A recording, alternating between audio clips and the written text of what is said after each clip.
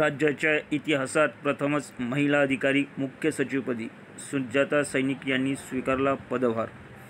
राज्याच्या मुख्य सचिवपदी 1987च्या तुकडीतील ज्येष्ठ IAS अधिकारी सुजाता सैनिक यांची नियुक्ती करण्यात आली आहे.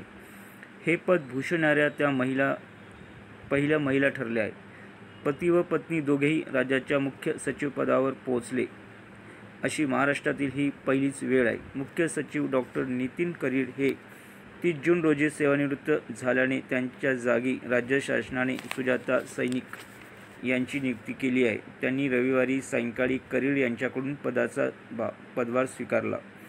त्या जून 2025 मध्ये सेवानिवृत्त होणार आहे.